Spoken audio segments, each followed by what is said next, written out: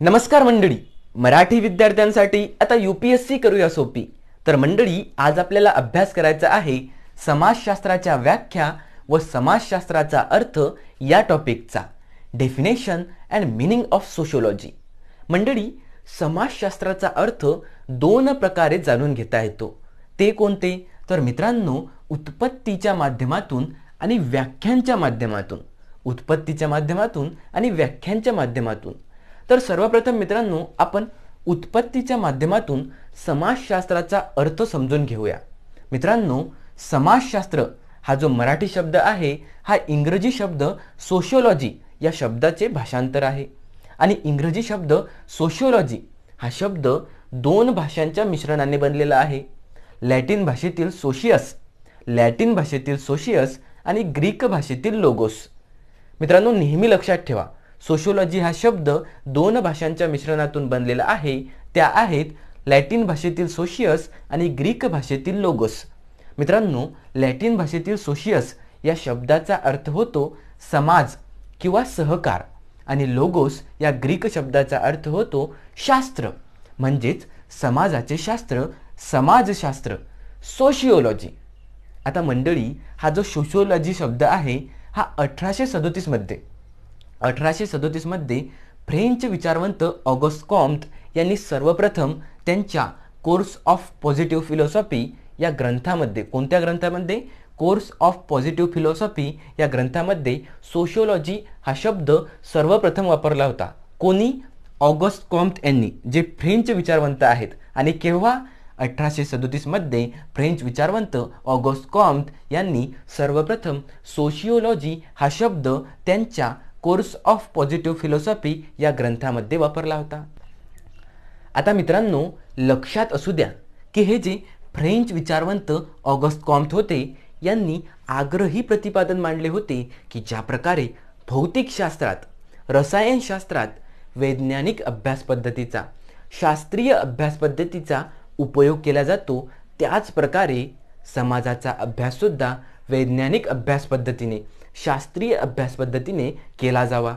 आणि म्हणून त्यांनी या संपूर्ण विषयाला, सोशियोलॉजी या विषयाला आधी सोशल फिजिक्स, सामाजिक भौतिकशास्त्र असे नाव दिले होते। कोणते नाव दिले होते? सोशल फिजिक्स, सामाजिक भौतिकशास्त्र। पण मित्रांनो, एका गोष्टीमुळे बिचारे ऑगस्ट कॉम्ट खूप नाराज झाले। ती कोणती गोष्ट? तर मित्रांनो, बेल्जियम विचारवंत होते ॲडॉल्फ क्विटलेट या बेल्जियम विचारवंतांनी त्याच्या एका निबंधाला an essay on social physics असे नाव दिले होते। आणि म्हणून बिचारे ऑगस्ट कॉम्ट आपल्या विषयाला सोशल फिजिक्स, सामाजिक भौतिकशास्त्र असे नाव देऊ शकले नाही।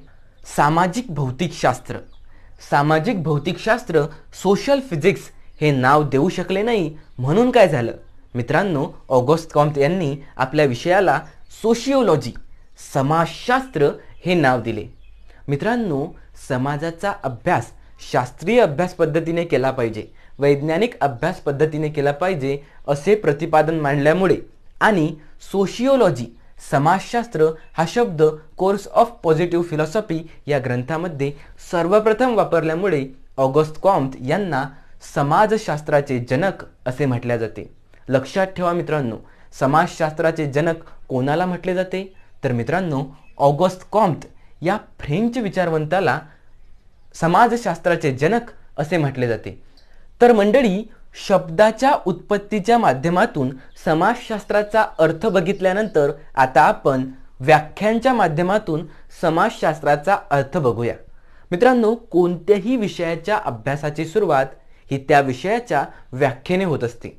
कारण मित्रांनो, त्या विषयाची व्याख्या, त्या विषयामध्ये आपल्याला कशाचा अभ्यास करायचा आहे म्हणजे त्या विषयाचा अभ्यास विषय सांगत असते। म्हणून चला तर आता आपण समाजशास्त्राच्या व्याख्या बघूया। तर सर्वप्रथम फ्रेंच विचारवंत ऑगस्ट कॉम्ट असे म्हणतात की समाजशास्त्र हे प्रामुख्याने सामाजिक व्यवस्था व प्रगतीचे शास्त्र आहे। समाजशास्त्र हे सामाजिक व्यवस्था व प्रगतीचे शास्त्र आहे असे कोण म्हणते? August Comte. आता नेक्स्ट आहे मित्रांनो, सामाजिक क्रियांचा अभ्यास करणारे शास्त्र म्हणजे समाजशास्त्र। सामाजिक क्रियांचा अभ्यास करणारे शास्त्र म्हणजे समाजशास्त्र असे मॅक्स वेबर हे समाजशास्त्रज्ञ असे म्हणतात की सामाजिक क्रियांचा अभ्यास करणारे शास्त्र म्हणजे समाजशास्त्र. नेक्स्ट आहे मित्रांनो, सामाजिक समूहांचा अभ्यास करणारे शास्त्र म्हणजेच समाजशास्त्र. हॅरी जॉन्सन हे समाजशास्त्रज्ञ असे म्हणतात की सामाजिक समूहांचा अभ्यास करणारे शास्त्र म्हणजेच समाजशास्त्र. आता मित्रांनो, सामाजिक समूहांचा अभ्यास समाजशास्त्रामध्ये होत असतो.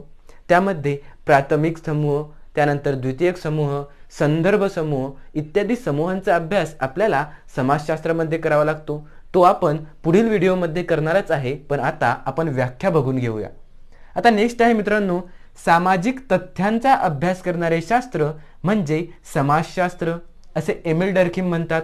सामाजिक तथ्यांचा अभ्यास करणारे शास्त्र म्हणजे समाजशास्त्र. आता नेक्स्ट आहे मित्रांनो, एक इम्पॉर्टंट व्याख्या आहे, ती नेहमी लक्षात ठेवा. सामाजिक संबंधांचा अभ्यास करणारे शास्त्र म्हणजे समाजशास्त्र. लक्षात ठेवा, सामाजिक संबंधांचा अभ्यास करणारे शास्त्र म्हणजे समाजशास्त्र. मॅकआयव्हर व पेज यांनी ही व्याख्या केलेली आहे की सामाजिक संबंधांचा अभ्यास करणारे शास्त्र म्हणजेच मित्रांनो समाजशास्त्रामध्ये आपल्याला सामाजिक संबंधांचा अभ्यास करता येतो असे मॅकआयव्हर व पेज असे म्हणतात. मित्रांनो, समाजशास्त्रामध्ये आपण सामाजिक क्रियांचा, सामाजिक समूहांचा, सामाजिक तथ्यांचा, सामाजिक संबंधांचा अशा प्रकारे समाजशास्त्र हे विषय एक समृद्ध विषय आहे. आता मित्रांनो, अशा प्रकारे आपण समाजशास्त्राचा त्याच्या उत्पत्तीच्या माध्यमातून आणि व्याख्यांच्या माध्यमातून अर्थ बघितला आहे. तर मित्रांनो, आता पुढील व्हिडिओमध्ये आपण समाजशास्त्राचा अभ्यास विषय सविस्तर जाणून घेऊ. तोपर्यंत हसत खेळत अभ्यास करत रहा. धन्यवाद.